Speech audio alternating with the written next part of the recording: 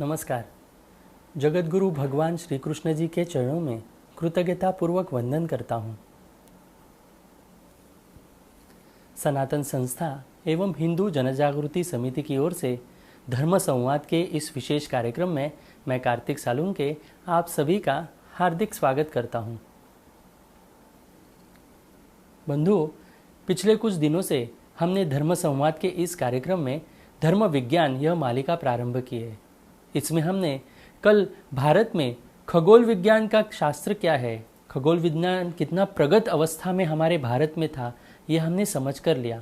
आज भी हम इसी विषय को आगे लेकर जाने वाले हैं। भारत में खगोल विज्ञान के बारे में और क्या जानकारी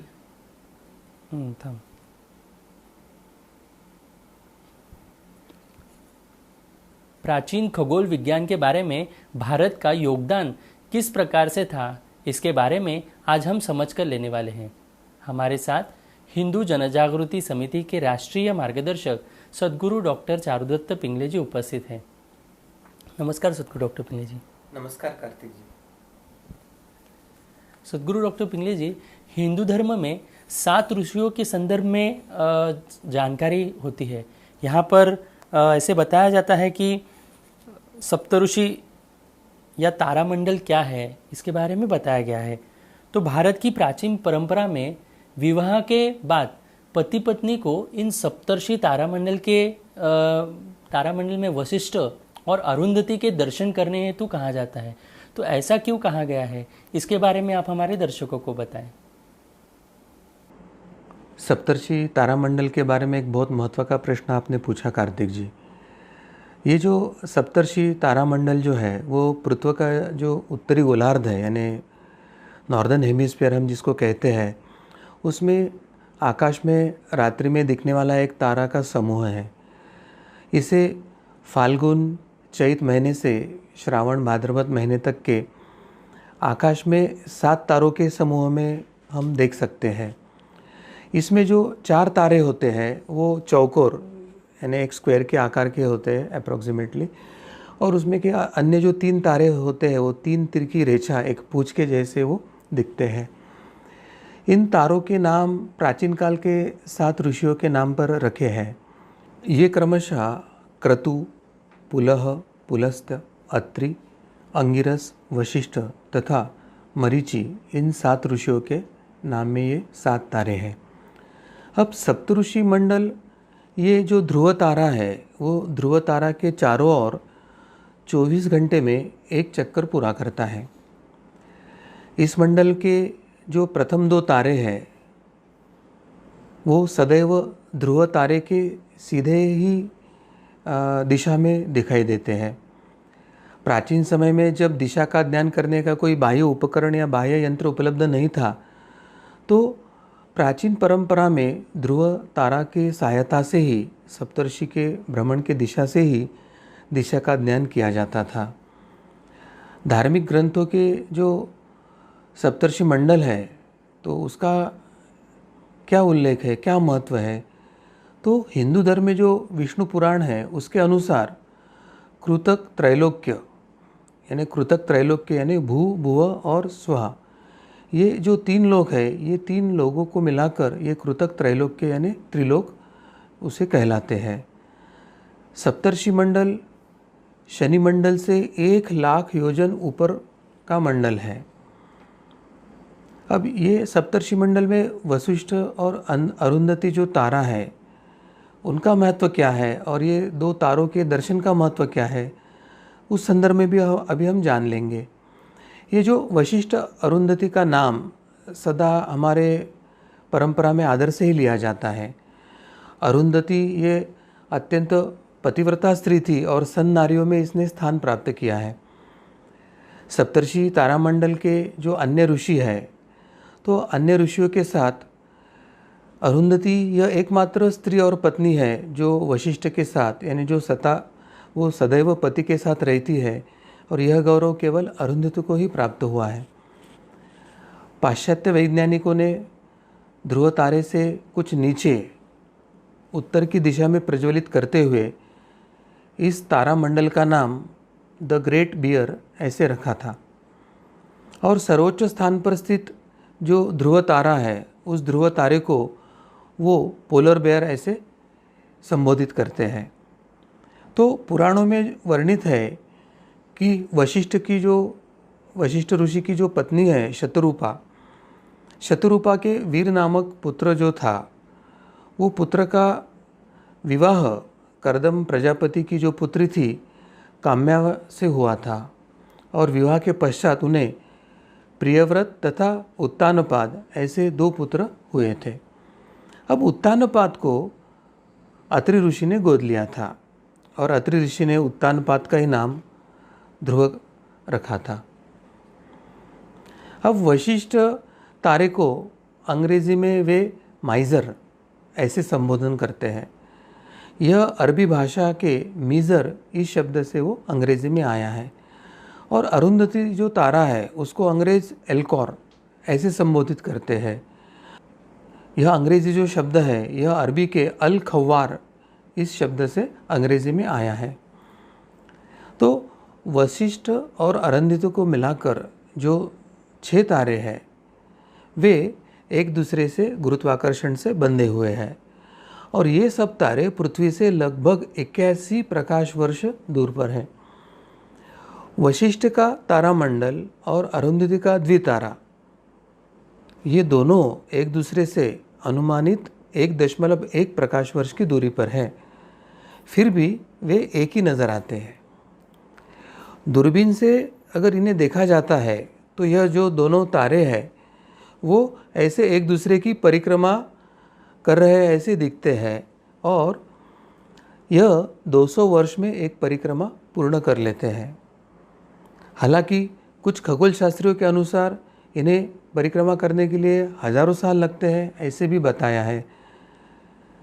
परंतु भारतीय संस्कृति के प्राचीन काल में जब आज जैसे आधुनिक विज्ञान के कोई साधन उपलब्ध नहीं थे और पृथ्वी से लगभग 81 प्रकाश वर्ष दूर पर होने वाले ये जो तारे अलग अलग हैं, यह आंखों से भी दिखाई नहीं देता था। तब इतने दूर के तारों को हमारे ऋषि मुनियों ने वशिष्ठ और अरुंधति ऐसे एक आदर्श ऋषि पति पत्नी के जोड़े के नाम पर उन्होंने उनको संबोधित किया था। इसमें भी विशेषता यह है कि यहाँ एक जो तारा है यानी जिसे पुरुष तारा वशिष्ठ ऐसा नाम दिया गया है, तो यह स्थिर और दूसरा जो तारा है जिसे स्त्री तारा या अरुंधति नामकरण किया गया है, तो यह अरुंधति तारा वो पुरुष तारा की परिक्रमा कर रहा है ऐसे उन्होंने नहीं बताया है। तो वो दोनों तारे एक दूसरे की परिक्रमा कर रहे हैं ऐसे उस समय उन्होंने स्पष्टता से बताया था। यानी यह आश्चर्य की बात है कि बाह्य कोई तंत्र या साधन सामग्री न होते हुए भी 81 प्रकाश वर्ष दूरी की ये 2 तारे के बारे में वे एक दूसरे का भ्रमण कर रहे हैं, ये हमारे ऋषि मुनियों ने स्पष्टता से उस समय लिख के रखा था।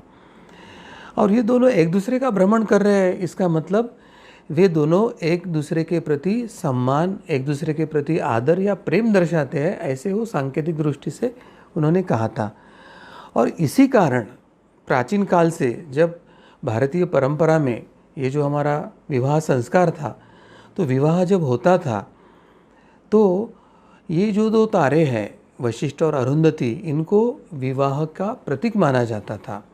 और फिर हमारे ये सनातन हिंदू विवाह पद्धति में हमारे जो पुरोहित होते थे, पंडित जी होते थे, तो विवाह के समय इन 2 तारों का वो विशेष करके वर्णन करते थे और वो नवविवाहित दाम्पत्य को विवाह के पश्चात इन तारों के दर्शन करने के लिए वे आग्रह करते थे।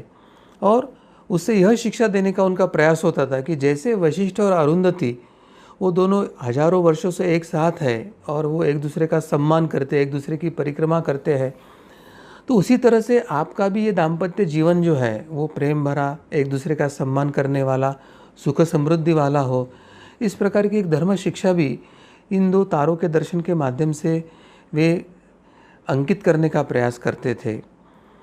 अरुंधति भारत की एक महान महिलाओं में से एक है और भारत में जब नवविवाहिता जब लड़कियां आकाश में अरुंधति तारे को देखकर जब उसके मन में भी यह प्रेरणा जागृत होती है कि अरुंधति के समान मुझे भी एक आदर्श, एक तपस्वी, एक अभ्यासु ऐसी पत्नी बनना है, और ऐसी जब वो कामना करती थी तो सही मायने में वो जो हमारा विवाह संस्कार था उसका योग्य फल प्राप्ति के दृष्टि से उनके प्रयास हो रहे ऐसे हमें लगता था।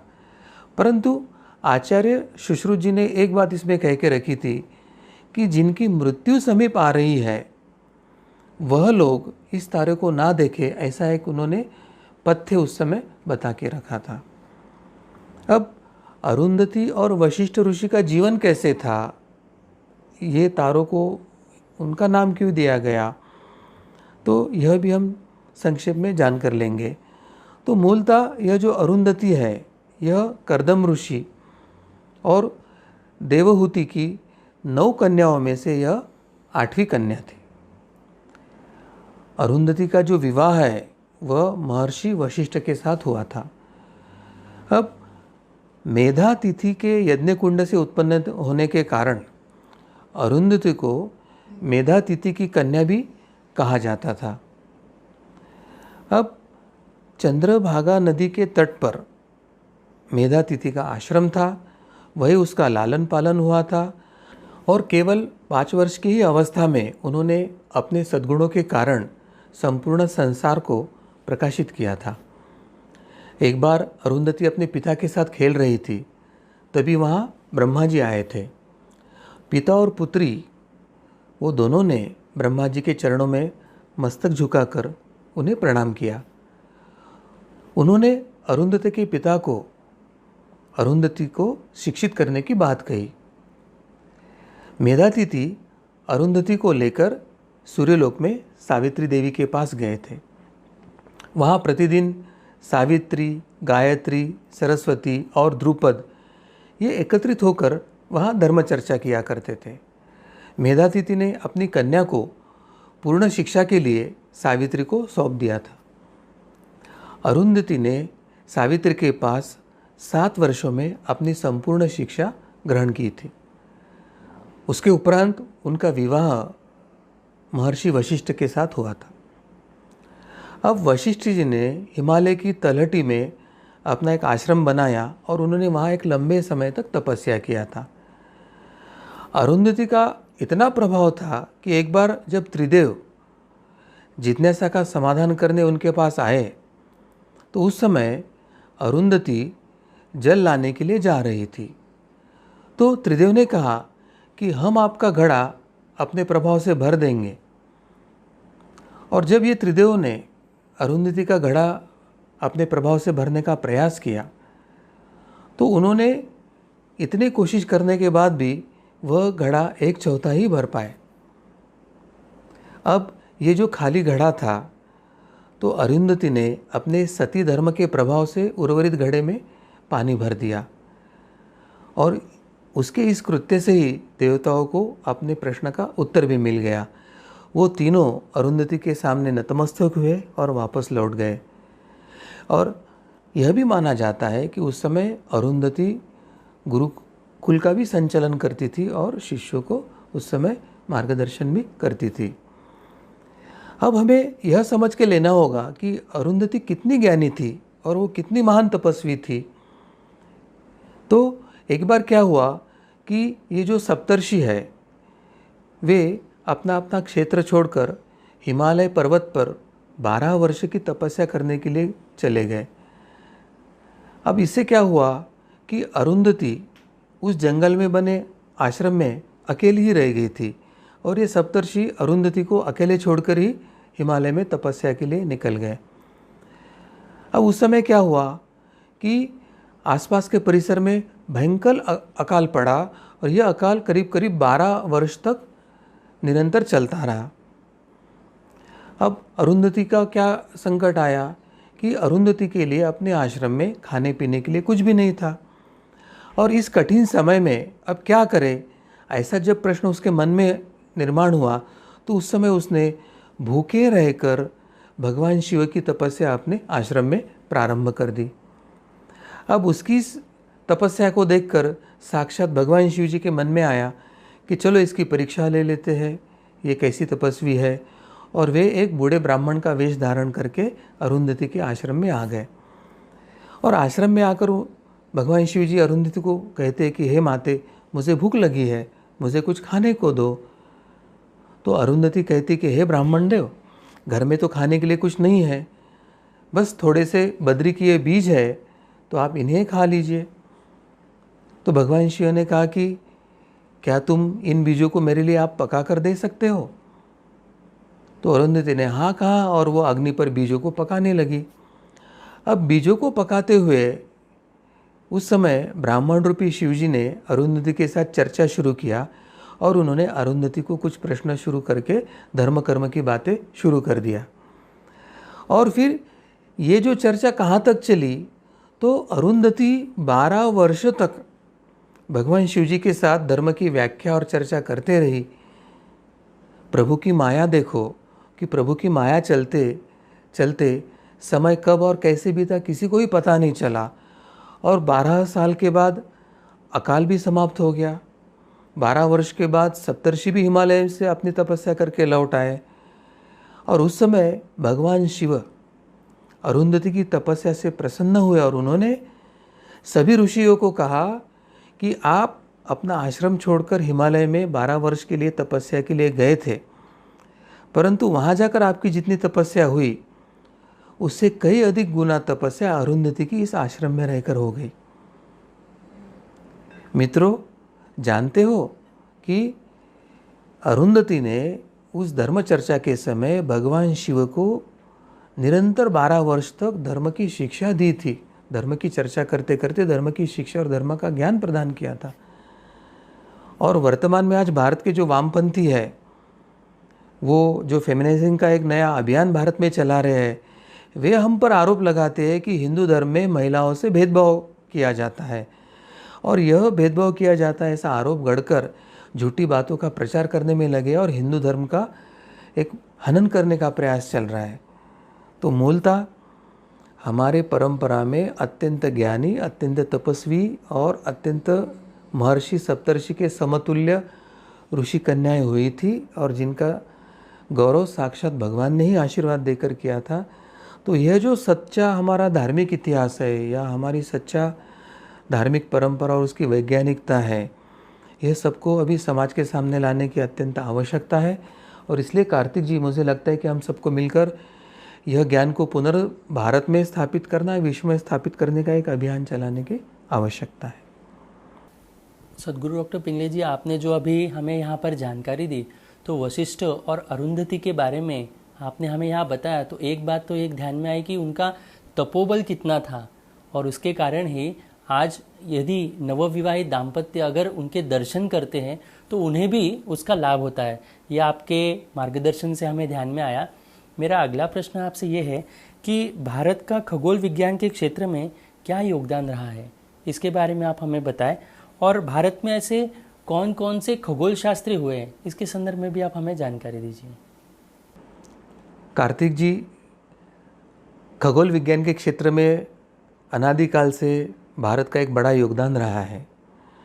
और एक नहीं तो खगोल क्षेत्र में योगदान देने वाले अनेक खगोल शास्त्री के बारे में मैं आपको बता सकता हूँ। हमारे प्राचीन भारत में कई महान खगोल शास्त्री हुए हैं और इन खगोल शास्त्रियों ने केवल खगोल विज्ञान के सिद्धांत ही नहीं रखे, अपितु उन्होंने खगोल विज्ञान के संदर्भ में कुछ यंत्रों का आविष्कार भी किया था। और इन यंत्रों के माध्यम से उस कालावधि में खगोल विज्ञान का काफ़ी विकास हुआ था। और मध्यकाल में तो राजाओं ने अंतरिक्ष वेधशालाओं का निर्माण भी भारत में जगह जगह किया था। और उन्होंने हमारे ये जो खगोल शास्त्रीय थे उनकी काफ़ी मात्रा में उन्होंने आर्थिक मदद भी किया था। तो अभी मैं भारत के जो कुछ प्राचीन काल के जो हमारे खगोल वैज्ञानिक हैं और उनका क्या योगदान था खगोल शास्त्र में, उनका संक्षेप में मैं आप सबको बताना चाहूँगा। सबसे पहले अगर खगोल शास्त्रियों में अगर किसी का नाम लेना है तो हम लगध ऋषि का नाम लेते हैं। लगध ऋषि ने ईसा से 1000 वर्ष पूर्व वेदांग ज्योतिष नाम के एक ग्रंथ की रचना किया था। इस ग्रंथ में आकाशीय घटनाओं का उस समय का जो था घटने वाले घटना था उसका संपूर्ण वर्णन उन्होंने उसमें लिखा था। और इन वर्णनों का, इस ज्ञान का उपयोग उन्होंने तात्कालिक समय में सामाजिक तथा धार्मिक कार्यों में प्रत्यक्ष किया था। और उस समय जो कार्य करने का समय निर्धारण था, शुभ मुहूर्त देखने की प्रक्रिया थी, उस सभी के संदर्भ में इसका उन्होंने उपयोग किया था। इस ग्रंथ में उन्होंने समय के संदर्भ में, मौसम या ऋतु के संदर्भ में, चंद्रमास क्या होता है, सूर्यमास क्या है इत्यादि का विस्तार से वर्णन किया है। इस ग्रंथ में उन्होंने 27 नक्षत्र समूहों या सूर्य और चंद्र के जो ग्रहण आते हैं उसके संदर्भ में जो उनका ज्ञान था, ग्रहों की भ्रमण की गति है, और ज्योतिष के संदर्भ में जो 12 राशियां हैं उस 12 राशियों का जो जिक्र है, या सूर्य का जो इस 12 राशियों में भ्रमण है, इस संदर्भ में उनका विस्तृत रूप से उन्होंने वर्णन किया था। तो लगध ऋषि यह इस संदर्भ में एक महान कार्य करने वाले हमारे ऋषि थे। अब इनके बाद अगर किसी का हम नाम ले सकते हैं तो जो प्रमुखता से नाम हमारे सामने आता है वो आर्यभट्ट। आर्यभट्ट का जो कालावधि था वो 476 और 550 का जो कॉमन एरा का जो है वो कालावधि था। आर्यभट्ट ने खगोल शास्त्र के संदर्भ में 2 प्रमुख ग्रंथों की रचना किया था। उसमें आर्यभट्टिया और आर्य सिद्धांत, ये उनके 2 ग्रंथ थे। इन ग्रंथों में आर्यभट्ट ने पहली बार बताया था कि यह पृथ्वी गोल है, और इतना ही नहीं तो यह अपने ही अक्ष पर भी घूमती है, यह भी आर्यभट्ट ने ही बताया था। तथा यही कारण था कि सभी तारे हमको पश्चिम की ओर जाते हुए दिखते हैं, यानी पृथ्वी का जो अपने अक्ष में पश्चिम से पूर्व की तरफ जो भ्रमण की गति है, उसी के कारण ये जो आसमान के सब तारे हैं वो पश्चिम की ओर जाते हैं, ऐसे हमें पृथ्वी से दिखाई देते हैं, यह भी उन्होंने ही बताया था। इस ग्रंथों में उन्होंने पृथ्वी का आकार, पृथ्वी की गति, उसकी परिधि, इसका भी अनुमान लगाकर उन्होंने उसमें लिखा था। आर्यभट्ट ने चंद्र के चमकने के कारण बताया, और उसने यह प्रतिपादन किया था कि चंद्र यह स्वयं प्रकाशित नहीं, अपितु वह सूर्य के प्रकाश की वजह से चमकता है या प्रकाशित होता है। आर्यभट्ट ने सूर्य तथा चंद्र ग्रहणों के सही कारणों का उसने पता लगाया था। उसके अनुसार चंद्रमा और पृथ्वी की परछाई पड़ने से ग्रहण लगता है, यह उन्होंने प्रतिपादित किया था। इसी के साथ आर्यभट्ट ने राहु केतु के आक्रमण द्वारा सूर्य और चंद्र को ग्रास लेने के कारण जो ग्रहण लगता है, इस सिद्धांत का खंडन किया था, और ग्रहण के सही वैज्ञानिक जो सिद्धांत थे उसका प्रतिपादन उसने इन ग्रंथों में किया था। अब इसके बाद अगर कोई प्रमुख नाम आता है तो वह ब्रह्मगुप्त का, जिसने खगोल शास्त्र के संदर्भ में बड़ा अनुसंधान किया था। अब ब्रह्मगुप्त का जो समय काल है वह 598 से लेकर 668 कॉमन एरा में था, और भारतीय खगोल विज्ञान में ब्रह्मगुप्त का काफ़ी महत्वपूर्ण योगदान रहा है। उन्होंने खगोल विज्ञान के संबंध में जो गणनाएं थी, उन गणनाओं में वे संभवतः बीजगणित का प्रयोग करने वाले भारत के सबसे पहले तथा एक महान गणितज्ञ थे। इन्होंने ही ब्रह्मगुप्त सिद्धांत नाम का एक थोर ग्रंथ की रचना भी किया था। यह जब ग्रंथ बाद में बगदाद में पहुंचा, अरब देशों में पहुंचा, उस समय यह ग्रंथ का अरबी भाषा में अनुवाद किया गया, और इस ग्रंथ के आधार पर ही बाद में इस्लाम में गणित तथा इस्लाम में खगोल विज्ञान का एक प्रवास शुरू हुआ, और इस्लाम के गणित तथा खगोल विज्ञान पर ब्रह्मगुप्त के ही ग्रंथ का प्रभाव था, यह हमें स्पष्ट दिखता है। ब्रह्मगुप्त ने यह भी सिद्धांत लिखा था कि सभी जो द्रव्यमान, यानी जिनको वजन होता है, ऐसी सभी चीज़ें पृथ्वी की तरफ आकर्षित होती है। इसके अतिरिक्त जीवन के अंतिम वर्षों में ब्रह्मगुप्त ने खंड खाद्यक इस नाम से और एक ग्रंथ लिखा था। इन्होंने इस ग्रंथ में विभिन्न ग्रहों की गति, ग्रहों की स्थिति, उनका उदय एवं अस्त, इन ग्रहों की युति तथा सूर्य ग्रहण की गणना, कैसे की जाए, इन संदर्भ में प्रत्यक्ष विधियों का वर्णन उन्होंने इस ग्रंथ में किया था। ब्रह्मगुप्त का ग्रहों का जो ज्ञान है और उनका प्रत्यक्ष वेद या उनका जो अवलोकन था, उस पर वह आधारित था। इसका मानना था कि जब कभी गणना और वेद यानी निरीक्षण इसमें अंतर पड़ने लगे, तो वेद के द्वारा, निरीक्षण के द्वारा हमको गणना शुद्ध कर लेना चाहिए। और इसी के कारण जब कभी गणना में त्रुटि निर्माण हुई, तो वेद और निरीक्षण करने के बाद उसको समय समय पर दुरुस्त किया गया। अब खगोल शास्त्र में जो अगला योगदान देने वाले एक थोर जो ऋषि मुनि है, उसमें जब नाम आता है वह वराहमिहिर का है। अब वराहमिहिर का जो समय काल है वो 505 कॉमन एरा के समय का माना जाता है। वराहमिहिर ने भारतीय, ग्रीक, मिश्र तथा रोमन यह सभी खगोल शास्त्र का अध्ययन किया था। विज्ञान के इतिहास में वे प्रथम व्यक्ति थे जिन्होंने कहा था कि ऐसे कोई शक्ति है जो वस्तुओं को धरातल से बांध के रखती है, यानी अगर अवकाश में कोई वस्तु आती है तो वो पृथ्वी की तरफ ही आकर्षित होती है, और इसी को आज वर्तमान में हम गुरुत्वाकर्षण शक्ति कहते हैं। वराहमिहिर ने प्रतिपादित किया था कि पृथ्वी गोल है और जिसके धरातल पर पहाड़ियाँ भी है, नदियाँ भी है, पेड़ पौधे भी है और नगर आदि फैले हुए हैं। उनके जो ग्रंथ थे पंच सिद्धांतिका और सूर्य सिद्धांत, यह उनकी खगोल विज्ञान के संबंधी एक महत्वपूर्ण लेखन के वे प्रमाण हैं।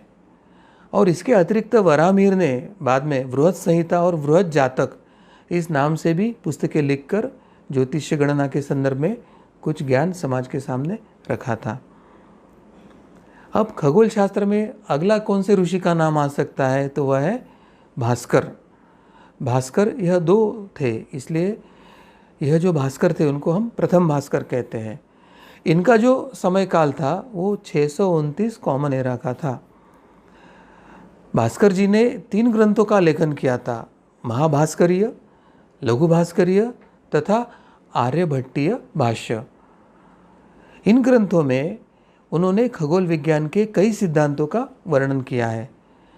इन्होंने संख्या को हिंदू दशमान पद्धति यानी हिंदू डेसिमल सिस्टम में लिखना प्रारंभ किया था तथा त्रिकोणमितीय फलन यानी जो साइन एक्स जिसे हम कहते हैं, उनका मान निकालने का जो परिमेय है वह भी भास्कर जी ने ही दिया था।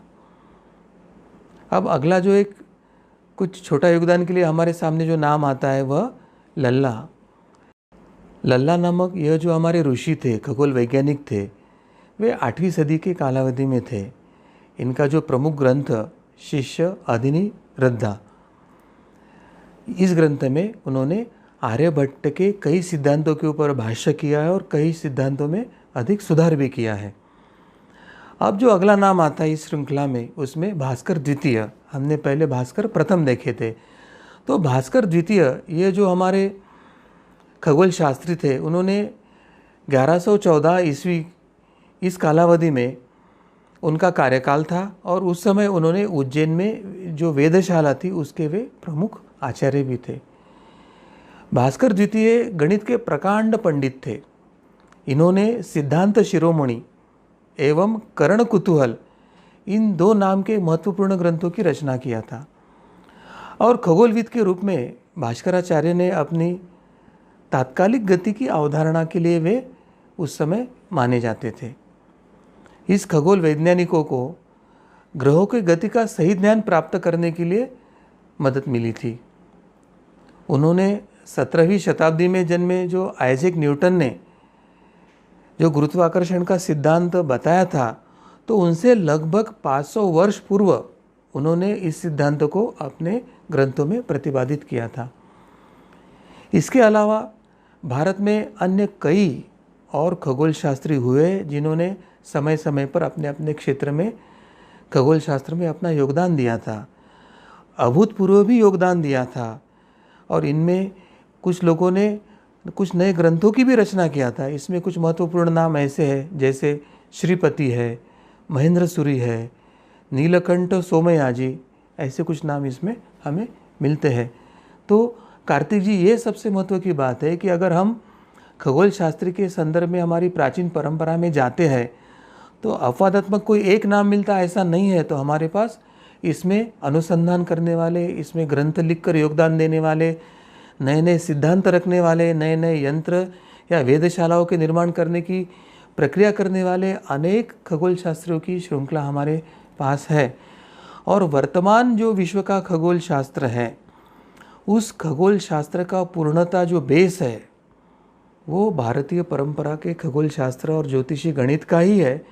यह समझ लेने की आवश्यकता, और फिर से एक बार अध्ययन करके इस श्रृंखला को जोड़ते जोड़ते हमारे पारंपरिक खगोल शास्त्र तक लेके जाकर पूरे विश्व को यह बताने का समय आया है कि वर्तमान खगोल शास्त्र ये भारतीय खगोल शास्त्र के आधार पर ही बना हुआ एक शास्त्र है, और इसलिए भारत के खगोल शास्त्र की महत्ता अत्यंत अधिक है। सदगुरु डॉक्टर पिंगले जी, आपने जो अभी यहाँ पर हमें उदाहरण दिए, तो वर्तमान की स्थिति में या शिक्षण प्रणाली में हमें हमारे ये जो खगोल वैज्ञानिक हुए, जो ऋषि मुनि हैं, इनके बारे में तो कहीं बताया ही नहीं गया है। कहीं सिखाया नहीं जाता है कि ब्रह्मगुप्त का योगदान कैसे है, वराहमिहिर जी ने खगोल शास्त्र के बारे में क्या क्या बताया है। तो ऐसे अनेक बातें आज वर्तमान शिक्षण प्रणाली में सिखाई नहीं जाती, ये आपके बातों से हमें ध्यान में आया। तो मेरा सभी दर्शकों से निवेदन है कि ये जो जानकारी यहाँ पर दी जा रही है वो आप अवश्य अपने परिचित लोगों में आप शेयर कर सकते हैं। ये जो चैनल आप देख रहे हैं इसको अवश्य सब्सक्राइब करें और अधिक से अधिक लोगों तक यह जानकारी देने का प्रयास करें। भगवान श्री कृष्ण जी की असीम कृपा से आज का धर्म विज्ञान का यह कार्यक्रम यहीं पर संपन्न हुआ, ऐसे मैं घोषित करता हूँ। नमस्कार।